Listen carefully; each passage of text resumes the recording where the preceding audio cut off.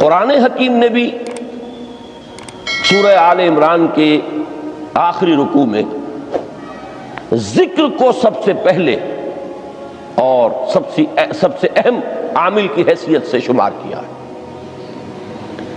چنانچہ اس کی پہلی آیت جو ہے سورہ آل عمران کے آخری رکوع کی، اس میں تو وہی مضمون جو میں بیان کر چکا وہ آیا ہے، ان فی خلق السماوات والارض واختلاف اللیل والنہار لآیات لأولی الالباب،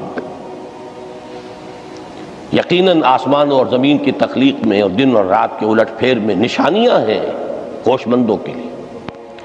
ان کے ذریعے سے انسانی شعور کے اندر وہ معرفت رب اجاگر ہوگی۔ وہ پہلا مرحلہ اس نے طے کر لیا، وہ ڈورمنٹ معرفت اب ایکٹیویٹ ہو گئی۔ اب مزید فکر کا مرحلہ ہے جو اگلی آیت میں آیا ہے، الذین یذکرون اللہ قیاما وقعودا وعلی جنوبہم ویتفکرون فی خلق السماوات والارض ربنا ما خلقت ھذا باطلا سبحانک فقنا عذاب النار۔ یعنی تفکر جو ہے ویتفکرون فی خلق السماوات والارض، وہ تفکر کرتے ہیں، غور و فکر کرتے ہیں آسمان اور زمین کی تخلیق میں، لیکن اس تفکر کے ساتھ لازماً ذکر، اور ذکر مدام، ذکر بھی وہ کہ جو مستقل ہو، ہر حالت میں ہو۔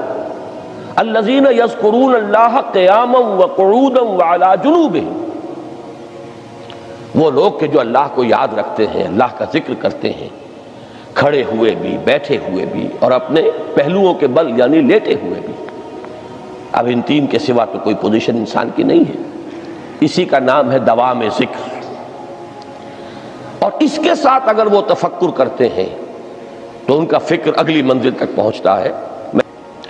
تو پہلی شے تھی فکر انسانی کی صحیح رخ پر مزید پیش قدمی اور پیش رفت، اور اس کے لیے لازم ہے ذکر و فکر کا امتزاج۔ دوسری چیز کو لیجئے عمل کی درستی۔ اس عمل کی درستی کے لیے اللہ تعالیٰ کے ساتھ ایک گہرے تعلق کی ضرورت ہے، اس لیے کہ صبر کی بحث میں یہ مضامین شاید آپ کے سامنے آ گئے ہو کہ صبر، جہاں مصیبت پر صبر ہوتا ہے، تکلیف پر صبر ہوتا ہے، اللہ کے احکام پر جمنا یہ بھی صبر ہے، نفس کی خواہشات کی باغ کو تھام کر رکھنا، کھینچ کر رکھنا یہ بھی صبر ہے، اور استقامت کسی شے پر قائم رہنا یہ بھی صبر ہے۔ تو عمل صحیح پر استقامت کے لیے وَاصْبِرْ وَمَا صَبْرُكَ إِلَّا بِاللَّهِ، اس صبر کی سب سے اہم جو بنیاد ہے، اس کا جو سب سے بڑا ذریعہ ہے، اس کا جو سب سے بڑا سہارا ہے، وَمَا صَبْرُكَ إِلَّا بِاللَّهِ، اس کے لیے ضرورت ہے ایک گہرے تعلق کی کہ اللہ کے ساتھ ایک ایسا تعلق برقرار رہے جو نہ صرف گہرا ہو بلکہ دائم و قائم ہو، مسلسل۔ ذرا ذہول ہوگا تعلق مع اللہ میں، ذرا کمی آئے گی، شیطان کا وار کاری ہو جائے گا۔ اسی کو حضور نے حدیث میں یوں تعبیر کیا ہے تمثیلاً کہ جو دل اللہ کی یاد سے غافل ہے، اس پر فارسی کا وہ مقولہ بھی ہے کہ خانہ خالی را دیو می گیرت، گھر خالی رہے تو جنات اس پر دیو جو ہے آ کر قبضہ جما لیتے ہیں۔ تو خانہ قلب جو ہے اگر یاد خدا بندی سے خالی ہو گیا تو شیطان ابلیس لعین اپنی تھوتنی ٹکا دیتا ہے۔ یہ لفظ آتا ہے سور کے منہ کے لیے تھوتنی، جس طرح اس کا نکلا ہوا سا منہ ہوتا ہے آگے، تو یہ لفظ استعمال کیا گیا کہ وہ اپنی تھوتنی انسان کے دل پر جما کر اور پھوکے مارنی شروع کر دیتا ہے۔ تو شیطان کو موقع ہی تب ملتا ہے جب انسان کے تعلق مع اللہ کے اندر کمی ہو، وہ خانہ بالکل خالی ہو گیا ہو یا اتنا ضعیف ہو گیا ہو کہ کل عدم ہو جائے، گویا کہ نہیں۔ تیسری چیز کی طرف آئیے روحانی ترقی، روحانی ترقی کے لیے میں ایک اصطلاح کے سامنے لا رہا ہوں. اس سے مراد کیا ہے؟ روحانی ترقی کے لیے ہماری دینی اصطلاح ہے تقرب الی اللہ، اللہ سے قریب تر ہوتے چلے جانا. اس پر میرا ایک کتابچہ بھی ہے. تقرب الی اللہ کے دو مدارج، دو درجے، جو در حقیقت ایک حدیث نبوی علیہ الصلوۃ والسلام ہی پر مبنی ہے کہ حضور نے ایک درجہ قرار دیا ہے تقرب بالفرائض، فرائض کے ذریعے سے انسان اللہ کا قرب حاصل کرے. ایک ہے تقرب بالنوافل، نوافل کے ذریعے سے اللہ کا قرب حاصل کرے. ان میں کیا نسبت و تناسب ہے، اہمیت کے اعتبار سے کون بڑھ کر ہے، بلندی کے اعتبار سے کون بڑھ کر ہے، یہ تمام مسائل میں نے اپنی اس تقریر میں بیان کیے تھے جو اس کتابچے میں شائع ہوئی ہے. اس وقت میں اس کی تفصیل میں نہیں جا رہا، صرف یہ تذکرہ اس لیے کر رہا ہوں کہ جن کو بھی خواہش ہو جائے وہ اس کا مطالعہ کرے. ہماری اس وقت کی گفتگو سے وہ کتابچہ اس جگہ پر منسلک ہوگا. تو تقرب الی اللہ، یہ تقرب کوئی فزیکل فینومینن نہیں ہے، جسمانی یا مادی مسئلہ نہیں ہے. اللہ سے قرب یہ نہیں ہے کہ کوئی کروڑوں میل کا فاصلہ ہے، اب ہمیں کوئی رسی پر چڑھنا ہے اوپر بڑی محنت اور مشقت سے. فصل تو ہے ہی نہیں، فاصلہ ہے ہی نہیں، بعد ہے ہی نہیں. نحن اقرب الیہ من حبل الورید، ہم تو انسان سے اس کی شہرگ سے بھی زیادہ قریب ہیں. ہوا معکم اینما کنتم، وہ تو تمہارے ساتھ ہی ہوتا ہے جہاں کہیں بھی تم ہو. بس صرف یہ کہ تمہاری توجہ نہیں ہوتی، تم اور چیزوں میں مشغول و مصروف رہتے ہو، تم ہماری طرف دھیان ہی نہیں دیتے، تم ہماری طرف متوجہ ہی نہیں ہوتے. ہم تو مائل بے کرم ہے، کوئی سائل ہی نہیں، راہ دکھلائیں کسے رہنوے منزل ہی نہیں. انسان جب متوجہ ہو جاتا ہے اور بڑھتا ہے، آگے پیش قدمی کرتا ہے روحانی اعتبار سے، تو یہ ہے در حقیقت تقرب الی اللہ، اور اسی کو ہم کہیں گے روحانی ترقی. اب ان تین چیزوں کو اگر آپ نے ذہن میں جما لیا، پھر میری بات کی ترتیب اس کو ذہن میں قائم کیجئے. ہم چلے کہاں سے کہ دین کے ساتھ اصل مناسبت فلسفے کی نہیں، حکمت کی. نمبر 2، حکمت قرآنی کا پہلا اور اہم ترین اور بنیادی مسئلہ معرفت رب کا حصول ہے. اس کا نتیجہ شکر خداوندی ہے. اس کا ذریعہ آیات آفاقی، آیات انفسی، اور سب سے بڑھ کر آیات قرآنیہ ہیں جو الذکر ہے، جو تذکرہ ہے، جو ذکرہ ہے. لیکن اس پہلے مرحلے کو اگر کوئی انسان بفضل ہی تعالی، اللہ کے فضل و کرم سے طے کر لے، اب اس کے سامنے تین مسئلے ہیں. فکر کی مزید پیش رفت، مزید پیش قدمی صحیح رخ پر، اس کے لیے ذکر اور فکر دونوں کا امتزاج لازمی ہے. فقر قرآن اختلاط ذکر و فکر. الذین یذکرون اللہ قیاما وقعودا وعلی جنوبہم ویتفکرون فی خلق السماوات والارض. دوسری شے عمل کا درست رہنا، نہ افراط و تفریط ہو، عدم توازن ہو، نہ انسان نفس سے مغلوب ہو جائے، نہ انسان جذبات کی رو میں اندھا ہو جائے، نہ انسان ماحول سے مرعوب ہو کر متاثر ہو جائے. صحیح رخ پر اس کا عمل. نمبر 3، روحانی ترقی، جو اصل حاصل ہے، جو اصل مقصود ہے. نمبر 2 چیز کے لیے تعلق مع اللہ ضروری، نمبر 3 کے لیے تقرب الی اللہ ضروری. اب غور کیجئے، ان تینوں چیزوں کا بڑا گہرا تعلق ہے نماز کے ساتھ. ان تینوں کے لیے ستون کی حیثیت نماز کو ہے. لہذا ایمان کے بعد یا معرفت رب کے بعد حکمت دین کا اہم ترین مسئلہ نماز، صلاۃ. اس لیے کہ ایک طرف یہ انسان کو اللہ کے ساتھ ایک گہرے تعلق کا ذریعہ فراہم کرتی ہے. اپنے تمام مصروفیات میں سے ان مشغولیتوں میں جن میں گم ہونے کا خدشہ ہوتا ہے، نکلو۔ 24 گھنٹے کے معمولات میں سے کم 5 مرتبہ تو لازماً نکلو، اور اپنے آپ کو ذرا، اپنے حواس کو بھی، اپنی باطنی کیفیات کو بھی ذرا تازہ کرو۔ اگر کوئی گندگی، نجاست، کسی طرح کی ناپاکی کا کوئی معاملہ ہے، طہارت حاصل کرو۔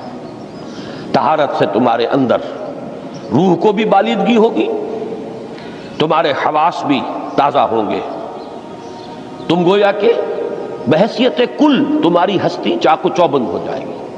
وہ کسل، وہ سستیاں، وہ جو ایک کثافتیں ہوتی ہیں، ان سب سے نجات حاصل کرو، اور اب اپنے رب کے حضور میں کھڑے ہو جاؤ، اس کے ساتھ اپنا عہد بھی تازہ کرو، اس کی اہم صفات کو بھی اپنے ذہن میں پھر مستحضر کرو۔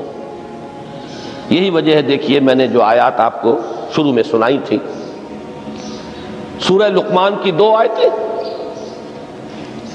پہلی آیت میں اس کا ترجمہ کر چکا، دوسری آیت وَلَقَدْ وَإِذْ قَالَ لُقْمَانُ لِابْنِهِ وَهُوَ يَعِظُهُ يَا بُنَيَّ لَا تُشْرِكْ بِاللَّهِ إِنَّ الشِّرْكَ لَظُلْمٌ عَظِيمٌ۔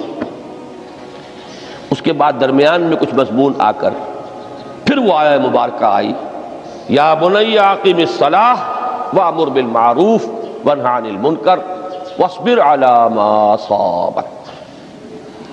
گویا کہ اہم ترین چیز، بنیادی ترین چیز، اللہ کو محض پہچان لینا کافی نہیں ہے، یاد رکھنا ضروری ہے۔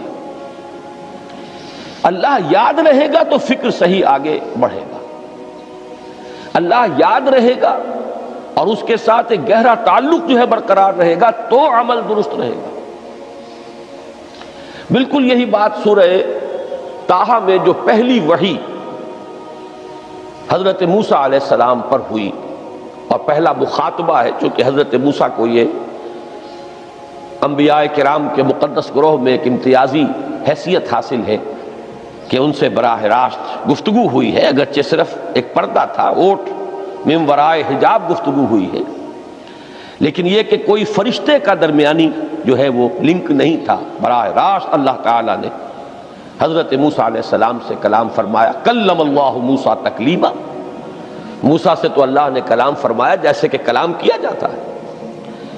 تو پہلا مخاطبہ ہے، یہ پہلا مکالمہ ہے، پہلی وحی کہیے، اسی میں یہ الفاظ بھی موجود ہیں، اننی انا اللہ لا الہ الا انا فاعبدنی واقم الصلاۃ لذکری۔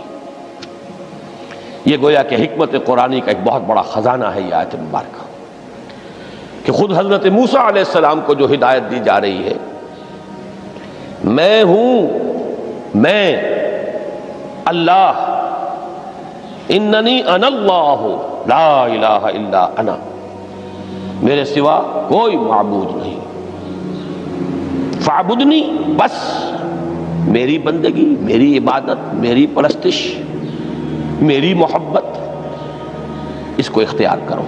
وَأَقِمِ الصَّلَاةَ لِذِكْرِي، اور نماز کو قائم رکھو میری یاد کے لیے۔ بلکہ اسی سلسلہ کلام میں آگے چل کر سورہ طٰہٰ میں آتا ہے، کافی گفت و شنید کے بعد جب حضرت موسیٰ نے کچھ معذرت بھی کی، کچھ دعائیں بھی کی، اللہ نے ایک دعا قبول بھی کی کہ ان کے بھائی کو بھی شریک کر دیا، حضرت ہارون کو بھی۔ اس کے بعد پھر جب فرمایا کہ اب جاؤ فرعون کی طرف، تو اس میں فرمایا وَلَا تَنِيَا فِي ذِكْرِي، اور دیکھنا یہ جو عظیم مشن تمہارے کندھے پر آ گیا ہے، بڑا بھاری اور کٹھن ایک فرض ہے جو تم پر عائد ہو گیا ہے، اس کے لیے سب سے بڑی تمہارے پاس جو قوت کا ذریعہ ہے وہ نماز ہے۔ اقیم فلا تنیا عن ذکری، میری یاد میں کبھی غفلت نہ کرنا، اس میں کبھی کوئی کمی نہ آنے دینا۔ جیسا کہ میں نے عرض کیا تھا کہ جیسے ہی وہ تعلق جو ہے کمزور پڑتا ہے یا منقطع ہو جائے معاذ اللہ، تو پھر انسان گویا کہ شیطان کے لیے ایک لقمہ تر بن جاتا ہے۔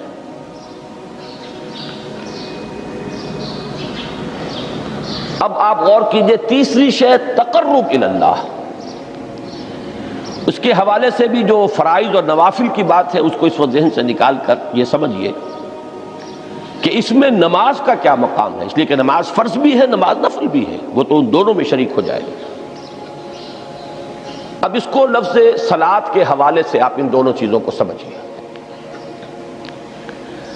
صاد لام واو یا یہ چونکہ حروف علت ایک دوسرے سے بدلتے رہتے ہیں، یہ جو مادہ ہے اس کی جو خالص لغوی اصل ہے، جو خالص عربی زبان میں اس کا بنیادی مفہوم ہے، وہ آگ جلانا یا آگ تاپنا یا آگ سینکنا، حرارت حاصل کرنا۔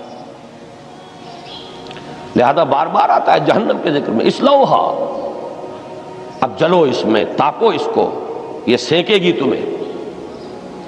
بلکہ تفتلون کا لفظ آیا ہے حضرت موسیٰ کے کلام میں، جب وہ گئے تھے کوہ طور پر، جب پہنچ گئے تو تھے آگ تک کی تلاش میں، لعلکم تفتلون، تو اپنے اہل خانہ سے یہی کہا تھا کہ مجھے کہیں وہ روشنی نظر آ رہی ہے، غالباً کوئی وہاں سے آگ مل سکے گی، ورنہ یہ کہ کوئی رہنمائی کو رستہ مجھے مل سکے گا، میں وہ آگ لے آؤں گا، کوئی چنگاری وہاں سے لے آؤں، لعلکم تفتلون، تاکہ تم، اب یہ اصطلاح در حقیقت باب افتعال ہے، اور یہ تے یہاں پر توئے کی شکل اختیار کر گئی، تا نے توبن کی صورت اختیار کی صاد کی وجہ سے۔ بہرحال اس کا سب سے بنیادی مفہوم جو ہے وہ ہے تاپنا، سکائی حاصل کرنا، حرارت۔ اس کے حوالے سے سمجھ لیجئے کہ سب سے بنیادی تعلق اس کا جو ہے وہ روح کے ساتھ ہے۔ روح میں محبت خداوندی کی آگ اگر ٹھنڈی پڑ گئی ہو، اگر محبت خداوندی کی حرارت میں کمی ہو رہی ہو، تو اس کو اثر نو، جس کو کہ میں آج سوچ رہا تھا تو ایک لفظ ذہن میں آیا کہ جیسے بیٹری اس کو ریچارج کیا جاتا ہے، اسی طریقے سے روح کے اندر محبت خداوندی کی اس حرارت کو اثر نو تازہ کرنا، یہ ہے در حقیقت نماز کا اصل مقصد۔ اس لیے کہ اس لفظ کا بنیادی مفہوم، اصل لغوی مفہوم تو یہ،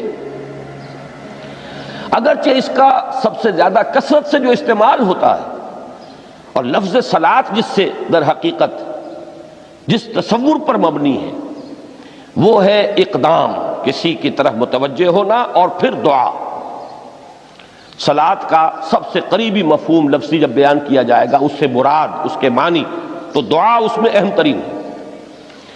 کسی کی طرف توجہ کرنا، مناجات کرنا، گفتگو کرنا، مخاطبہ، مکالمہ، دعا، یہ در حقیقت صلاۃ کا سب سے بڑا اصطلاحی مفہوم ہے۔ لیکن جو اس کا مادہ ہے، صاد لام واو یا صاد لام یا، اس کا اصل مفہوم جو ہے وہ تاپنا، حرارت حاصل کرنا۔ تو ان دونوں کے حوالے سے عرض کر رہا ہوں، وہ تاپنا اور حرارت حاصل کرنا وہ ہے روح کے اعتبار سے۔ وہ جو کہا اقبال نے کہ بجھی عشق کی آگ اندھیر ہے، مسلمان نہیں راہ کا ڈھیر۔ یہ عشق کی آگ جب بجھ جاتی ہے، در حقیقت یہی تو انسان کی روحانی موت ہے۔ جب یہ نہ رہے تو چاہے منطق میں بہت انسان ماہر ہو، مجھے اقبال کا ایک شعر یاد آیا ہے تقابل کرتے ہوئے، ایک انسان محکوم اور ایک انسان حر، آزاد انسان، ان کی نفسیات میں جو بنیادی فرق علامہ اقبال نے مختلف مواقع پر بیان کیے ہیں۔ محکوم ہے بیگانہ اخلاص و مروت، ہر چند کے منطق کی دلیلوں میں ہے چالاک۔ تو منطق کی دلیلوں میں انسان چالاک ہو جائے اور وہ لغت ہائے حجازی کا وہ ایک خزانہ بن جائے، اسے تمام الفاظ کے معنی یاد ہوں، وہ بڑے مسائل فقہ کے اسے ازبر ہوں، جزیات، بے انتہا جزیات جو ہیں وہ مستحضر ہوں، فلسفے کے بڑے بڑے مسئلے اس نے حل کر لیے ہوں، لیکن اگر روح میں وہ اللہ کی محبت کی آگ نہیں ہے، وہ تپش نہیں، بجھی عشق کی آگ اندھیر ہے، مسلمان نہیں راہ کا ڈھیر۔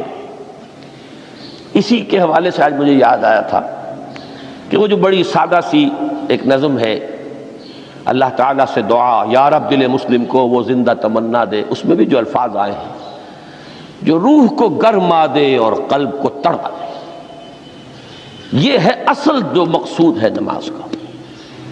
اور یہی وہ چیز ہے جیسا کہ میں نے عرض کیا تھا کہ نگاہوں سے اوجھل، یہ پہلو سامنے ہے ہی نہیں، دوسرا پہلو سامنے ہے اور وہ بھی میرے نزدیک بہت اہم ہے، بہت بنیادی ہے، اس میں کوئی شک نہیں، لیکن یہ ہے بلند ترین منزل کہ تقرب الی اللہ، اس کے لیے در حقیقت یہ کس لیے درکار ہے؟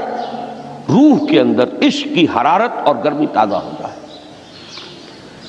بسا اوقات یہ اندر دب جاتی ہے، جیسے انگارہ ہوتا ہے آگ کا، اس کے اوپر خاک اور راکھ آ جاتی ہے، اندر کچھ ہوتی ہے، آگ دبی ہوئی سمجھ، آگ بجھی ہوئی نہ جان، اس دبی ہوئی آگ کو پھر ایک شعلہ بنانا، پھر اس کے اندر ایک حیات تازہ پیدا کرنا، یہ ہے نماز کا اہم ترین اور بلند ترین مقصد۔ لیکن اس کے ساتھ ہی اس نماز میں ذکر ہونا، اس کا یہ ذکر ہے، اور ذکر کی جب میں فہرست بیان کیا کرتا ہوں بہت سے حضرات کے سامنے ہوگا کہ ذکر کا در حقیقت مفہوم ہے استحضار اللہ فی القلب۔ ہمارے ہاں غلطی سے جو ذرائع ذکر ہے انہیں ذکر قرار دے دیا گیا ہے۔ نماز ذکر نہیں ہے، نماز ذکر کا ذریعہ ہے۔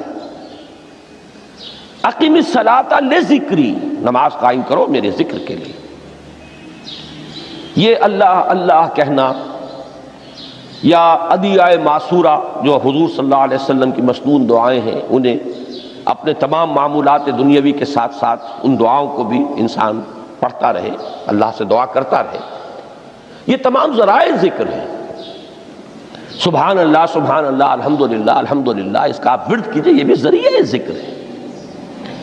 حقیقت میں ذکر ہے استحضار اللہ فی القلب، اللہ کو دل میں لے آنا،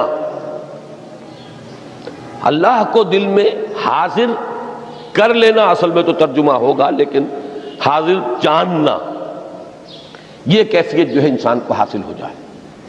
اب اس کے حوالے سے ذرا بات سمجھیے کہ ایک تو میں عرض کر چکا ہوں مجسم ذکر تو قرآن ہے، لہذا ذکر کی فہرست جب آپ کریں گے ذرائع ذکر تو ان میں سب سے پہلے قرآن آئے گا، اس لیے کہ وہ ہماری حکمت کے پہلے مسئلے کو حل کر رہا ہے، بنیادی مسئلہ، اہم ترین مسئلہ۔ دوسرے نمبر پر ذکر جو ہے، اب اس کے لیے کچھ اصطلاحات جو میرے مختلف دروس میں شاید آپ کے سامنے بعد میں آئیں یا پہلی آ چکی ہوں، ان کے حوالے سے میری بات سمجھیے۔ ایک ذکر غیابی ہے، تھرڈ پرسن میں، صیغہ غائب میں اللہ کی یاد کرنا، اللہ اکبر اللہ اکبر اللہ اکبر۔ اب یہ اللہ اکبر جو ہے یہ جملہ اسمیہ خبریہ ہے، ایک حقیقت کی تکرار آپ کر رہے ہیں، اللہ سب سے بڑا ہے، اللہ سب سے بڑا ہے، سبحان اللہ سبحان اللہ سبحان اللہ۔ یہ در حقیقت ذکر غیابی ہے کہ آپ اس میں مخاطب نہیں ہیں اللہ سے، ایک ذکر خطابی کہیں یا ذکر حضوری کہیں، جس میں مکالمہ ہوتا ہے، جس میں گفتگو ہوتی ہے۔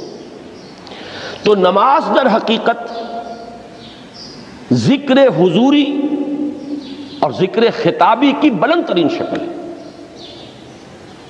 اس لیے میں نے عرض کیا تھا کہ نماز کے لفظ یا صلاۃ کے لفظ، یہ اصطلاحی معنی جو اکثر و بیشتر کیے جاتے ہیں وہ ہے دعا، اور دعا میں ہوتا کیا ہے؟ مکالمہ ہے، مخاطب، اے اللہ، اے میرے رب، اے پروردگار۔ پھر یہ کہ اس میں اقدام اور کسی کی طرف متوجہ ہونا، یہی وجہ ہے کہ افتتاح صلاۃ، نماز کو شروع کرنے کے لیے ایک تو وہ الفاظ جو قرآن مجید میں آئے ہیں، انی وجہت وجہی للذی فطر السماوات والارض حنیفا وما انا من المشرکین، یہ ہے توجہ کا ارتکاز،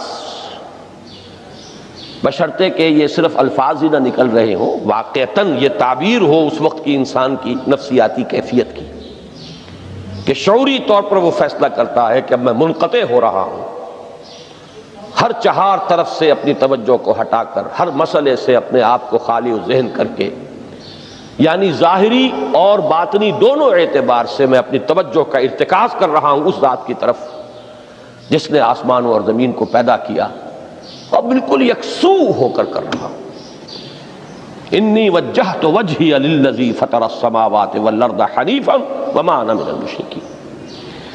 اور دوسری وہ جو دعا جس سے ہم افتتاح کرتے ہیں اپنی نماز کا، دیکھیں اس میں خطاب کا کس قدر اہتمام، وہاں سبحان اللہ نہیں ہے، سبحانک اللہم، پاک ہے تو اے رب ہمارے، وبحمدک وتبارک اسمک وتعالی جدک۔ اب آپ غور کر رہے ہیں، یہ ہے تخاطب، براہ راست مخاطب ہونا شروع ہو رہی ہے۔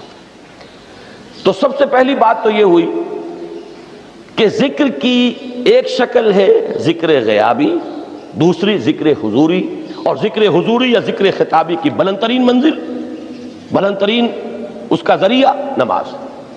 اس کو ایک پہلو سے اور سمجھ لیجئے، سورہ فاتحہ جب پھر ہم پڑھتے ہیں جسے الصلاۃ کہا گیا ہے، جو لب لباب ہے، خلاصہ ہے، اس میں پھر تدریجاً غیاب سے حضور کی طرف پیش قدمی ہوتی ہے۔ الحمدللہ رب العالمین الرحمن الرحیم مالک یوم الدین، یہ ذکر غیابی ہے، اس میں ابھی خطاب نہیں آیا، یہ وہی جملہ اسمیہ ہے۔ کل تعریف اس اللہ کے لیے ہے جو تمام جہانوں کا پروردگار ہے، مالک ہے، جو رحمان ہے، رحیم ہے، جزا و سزا کے دن کا مختار و مالک ہے۔ اب یہ غیاب سے حضور کی طرف، ایاک نعبد و ایاک نستعین اہدنا الصراط المستقیم، یہ ہے وہ۔ اب پہلے ایک معاہدہ ہے، ایک اقرار ہے، اعتراف ہے، وعدہ ہے، اور پھر دعا ہے، استدعا ہے کہ حضور نے فرمایا، یقول اللہ تعالی، اللہ یہ فرماتا ہے، اسی لیے اس کو حدیث قدسی کہیں گے، قسمت الصلاۃ بینی و بین عبدی نصفین، میں نے نماز کو اپنے اور اپنے بندے کے مابین آدھا آدھا تقسیم کر دیا ہے۔ اب یہاں تک تو جملہ ہے اللہ کا، یہ ہے حدیث قدسی۔ اب آگے جو ہے نریشن اس کی جو ہے حضور صلی اللہ علیہ وسلم کی جانب سے ہے، یعنی خبر دے رہے ہیں وہ اللہ کی طرف سے ہی۔ ویسے تو تمام احادیث ہی گویا کہ ہم سمجھتے ہیں انسپائرڈ تو اللہ کی طرف سے ہی ہے، لیکن یہ کہ جہاں صراحت ہو کہ اللہ کہتا ہے وہ حدیث قدسی ہے۔ تو یقول اللہ تعالی قسمت الصلاۃ بینی و بین عبدی نصفین، یہاں تک تو حدیث قدسی ہے۔ اب دوسری عام حدیث ہے، اذا قال العبد الحمد للہ رب العالمین یقول اللہ تعالی حمدنی عبدی، جب بندہ کہتا ہے الحمدللہ رب العالمین، پروردگار کہتا ہے میرے بندے نے میری حمد کی۔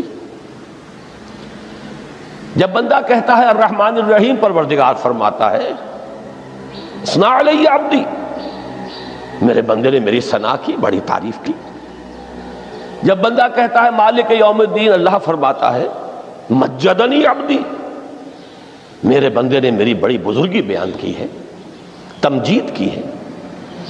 پھر جب بندہ کہتا ہے ایاک نعبد و ایاک نستعین، اللہ فرماتا ہے ھذا ما بینی و بین عبدی ولعبدی ما سأل، یہ ہے میرے اور میرے بندے کے درمیان۔ یہ تو معاہدہ ہے نا، معاہدے میں تو دو فریق جکڑے جاتے ہیں، بند جاتے ہیں، یہ میرے اور میرے بندے کے درمیان ہے، اور میرے بندے نے جو طلب کیا میں نے دیا، اس لیے کہ اس میں طلب بھی تو ہے، ایاک نستعین، تیری مدد چاہتے ہیں، یہ طلب ہے۔ اسی کی شرح ہے جو اب آخری تین آیتیں ہیں، پروردگار ہم تیری مدد چاہتے ہیں، پروردگار ہم تیری ہی بندگی کرتے ہیں اور کریں گے، اور تیری ہی مدد چاہتے ہیں، چاہیں گے۔ اگر حال میں اس کا ترجمہ کریں گے، زمانہ حال کے اعتبار سے، اس لیے کہ فعل مضارع میں تو دونوں موجود ہیں، شامل ہیں، تو یہ ایک اعتراف ہے، اظہار حال ہے۔ اللہ کرے کہ وہ واقعتاً صحیح اظہار حال ہو، ہم واقعی اللہ کی بندگی کرتے ہوئے یہ کہیں کہ ایاک نعبد، ورنہ اگر ہماری اصل صورتحال سے وہ مطابقت نہ رکھتا ہو تو پھر تو ایک طرح کا جھوٹ ہو جائے گا، غلط بیانی ہو جائے گی۔ ایاک نعبد، تیری ہی بندگی کرتے ہیں، اور مستقبل میں کیجئے، کریں گے، یہ ہے عہد، تیری ہی مدد چاہتے ہیں، تجھی سے مدد طلب کرتے ہیں، تجھی سے مدد چاہتے رہیں گے، اس کے لیے فرمایا وَلِعَبْدِي مَا سَأَلَ۔ اور پھر اس کے بعد وہ استدعا ہے اهدنا الصراط المستقیم صراط الذین انعمت علیہم غیر المغضوب علیہم ولا الضالین۔ اس حدیث میں اس کو ایک ہی جملے کو لیا گیا ہے، ایک ہی جملے کی حیثیت سے۔ جب بندہ یہ کہتا ہے تو اللہ فرماتا ہے ھذا لعبدی ولعبدی ما سأل، یہ خالص میرے بندے کے لیے ہے، اس بندے نے ایک درخواست پیش کی ہے اور میں نے گرانٹ کی، وہ اپلیکیشن، وہ ریکویسٹ گرانٹڈ، ہم نے دے دی، ولعبدی ما سأل۔ یہ ہے اس کی تاثیر کا عالم، بشرطے کے معاملہ وہ شعور کے ساتھ، بشرطے کے مطابقت ہو ظاہر اور باطن کی، بشرطے کے مطابقت ہو قول اور فعل کی، تو اس کا اتنا اونچا مقام ہے کہ ایک ایک جملہ ادھر ادا ہوا، ادھر اللہ کی طرف سے ریسپانس مل رہی ہے۔ افلاک سے آتا ہے نالوں کا جواب آخر، اٹھتے ہیں حجاب آخر، کرتے ہیں خطاب آخر۔ حال دل کس کو سنا